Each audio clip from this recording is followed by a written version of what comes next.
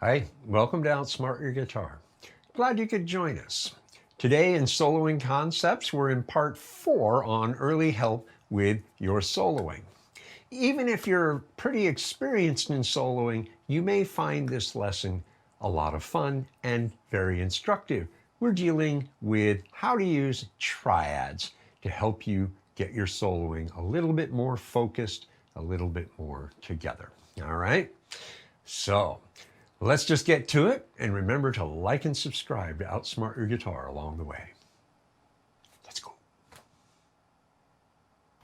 The use of triads is actually rather common in more advanced solo playing because these chord shapes that you are playing in the rhythm part can actually help you to frame your solo work when you step into the limelight to play your lead guitar parts. So we're just going to break this down in simple segments and show you some real basic stuff over an A minor bluesy kind of thing. And the chords we're using are A minor, D, and E7. That's it. All right? So let's just get to it and you'll see exactly what we're talking about along the way. By the way, there's no written material here, in part because I want you to get more comfortable with picking stuff up on the fly, because when you sit with somebody and you're jamming and you see them do something and you want to learn that, you're going to go, oh, show me what you did. There's going to be no written material, right? I'm going to put things up on the screen for you, but generally speaking, you really want to pay attention during the execution because there's nothing written down and I'm just improvising along the way to show you here's what you can do, one possible solution, and I'll be playing over a progression to do it. Again, just A minor, D, and E7. Very straightforward stuff, all right? So, let's go. All right, as I said, we're in the key of A, so pentatonic minor scale is going to be the primary scale we'll use here. We'll be borrowing notes from other scales, but I'm not going to talk about what those scales are, just that these notes will work, all right? So, starting with the A minor, you got that right there. So what we're talking about is a 1, 5, and a flat 3 for the A minor. The object here is you want to start with, play through, or dwell on one of these 3 notes. Now, of course, they exist here. Oops. Right? So you can use them. Got it there too. So here's the idea.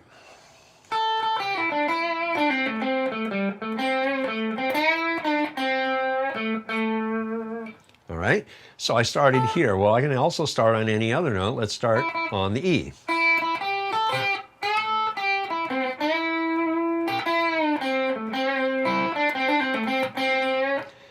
And we can start on the C too.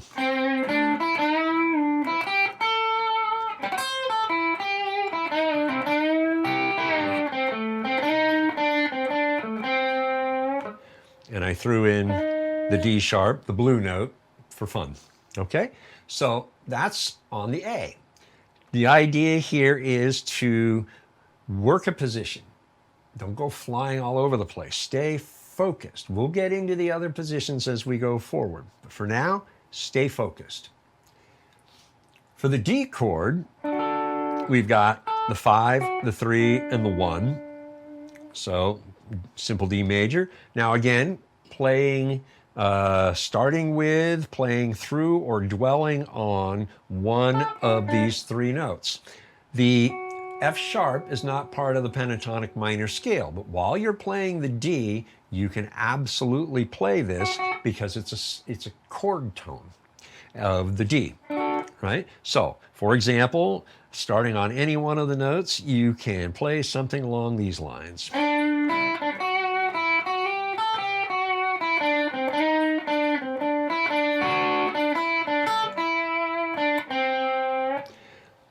It's up to you. As long as the D is going, you're good. You can even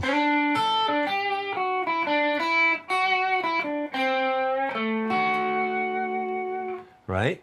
Have fun with it. For the E7, we have the 5, the 3, and the flat 7. This is a rootless chord, but fear not. The root is right here on the 3rd string at 9, so you can include that if you wish. And you got another B right here, so you can play that. All right? So, again, the B and the G sharp are not included in the pentatonic minor scale, but while you're playing the E7, you absolutely can play those notes because they're chord tones of the E7. And you might want to do something along these lines.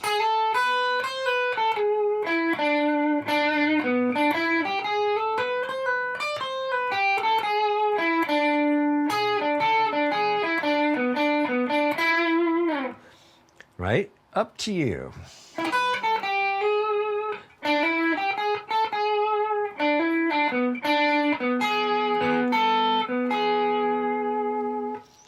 Have fun with it. Enjoy the process.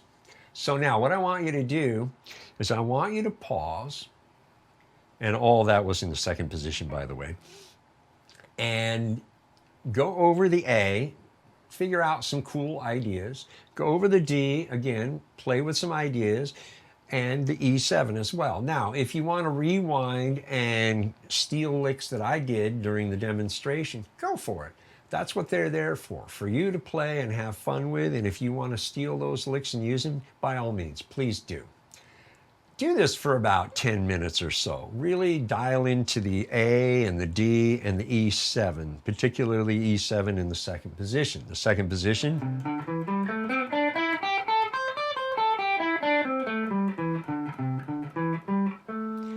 Right, of the scale, that's what the notes are. Have fun with it and play around and enjoy the process. Then press play when you're ready to get to the next bit. All right, I don't have the progression written out for you, but it's really straightforward. 2 measures of A minor, 2 measures of D, back to 2 measures of A minor, 2 measures of E7, 2 beats of A minor, 2 beats of D, 2 beats of A minor, and 4 beats of E7. And that's it. The rhythm I've chosen is really pretty straightforward.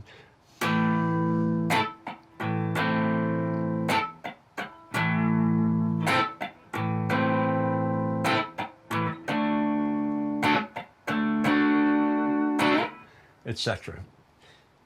So record it with whatever feel you want. That's the feel I wanted, a more bluesy kind of thing. And then focus on playing each of these 3 triads as part of a solo. So here's a demonstration of what I'm talking about. 3, 4.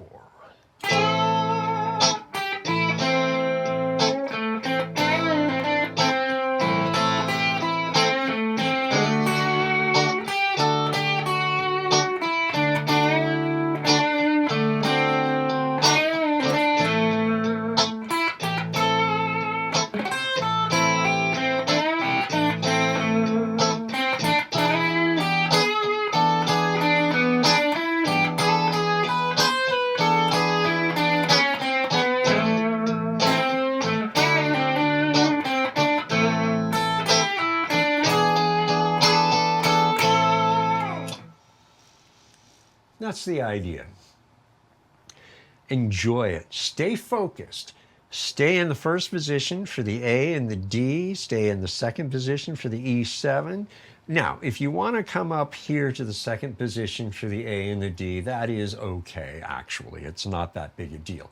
But stay here in these first 2 positions for everything you do. And focus on using the elements of your triads in playing when that given chord is being played in the rhythm part. All right? So that you hear how that works, how you can use those notes and really create some clever stuff.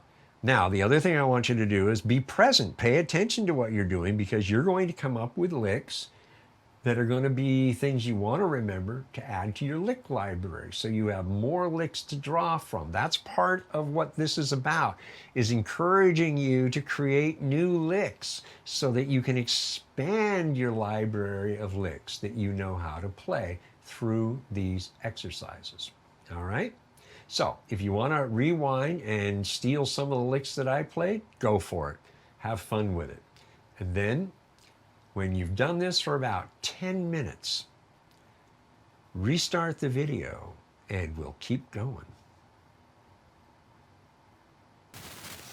Okay, a very little deviation from what we just did. You had the A minor and the D. Now, instead of the E7 here at the second position, we're going to play the E7 down here in the fifth position.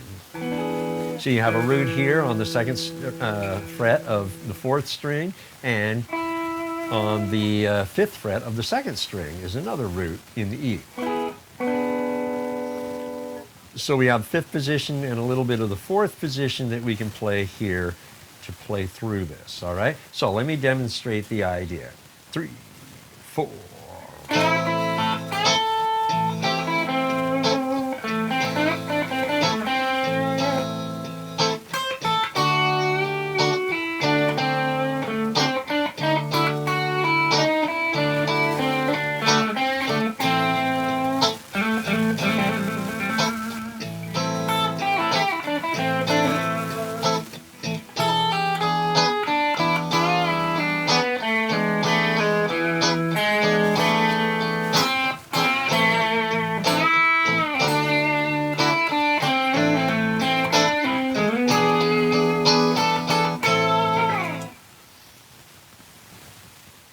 So you'll notice I also went up to the second position, E7, to end the passage.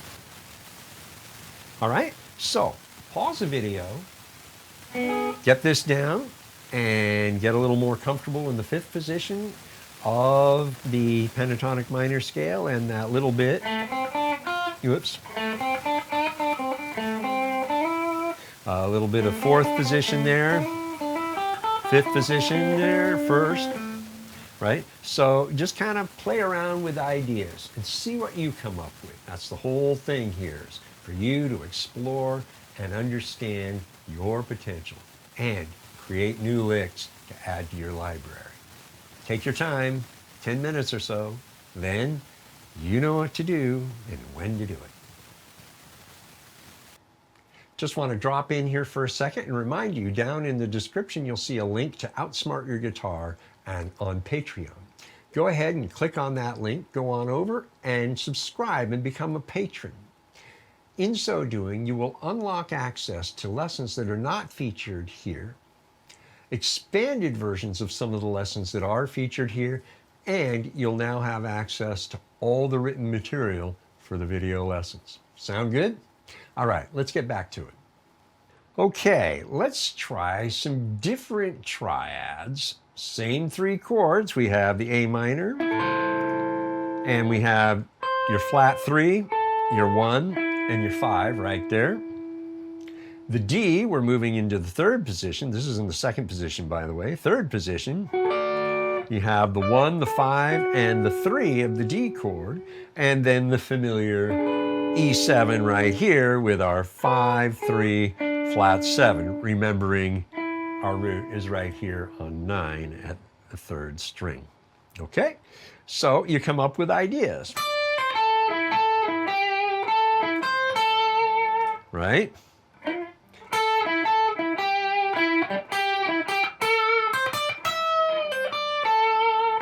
That's for the A, for the D.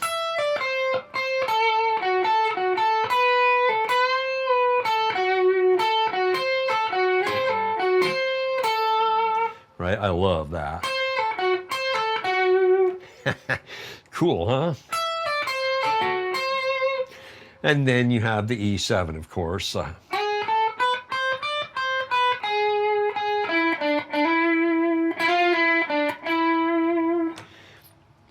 have some fun with that. So pause the video, take a couple of minutes, and play around with the second position and the third position fingerings and some bits on what you can do. Remember, you're playing the pentatonic minor scale, but you're modifying it to accommodate the chord tones of the D and the E7 chords as well. And any other note that might sound good when you play it, all right? When you're done with that, press play and we'll get to the good stuff. All right, staying strictly in second and third position for the most part.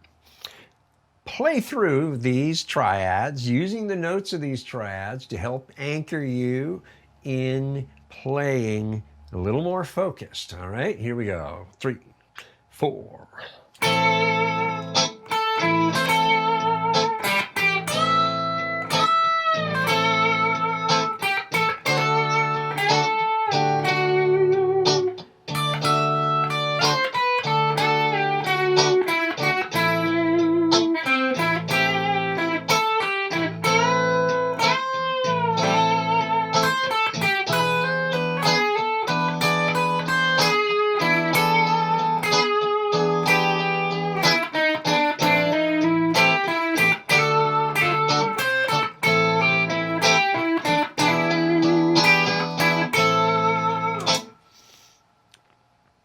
Something along those lines.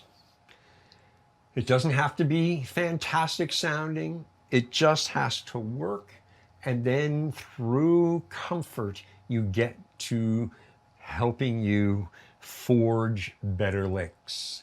The more comfortable you are, the more familiar you are with a position, the more you'll be able to exploit the things it has to offer. All right? So now it's your turn. Pause the video and take 10 minutes or so and work the second and third positions and make it happen. All right?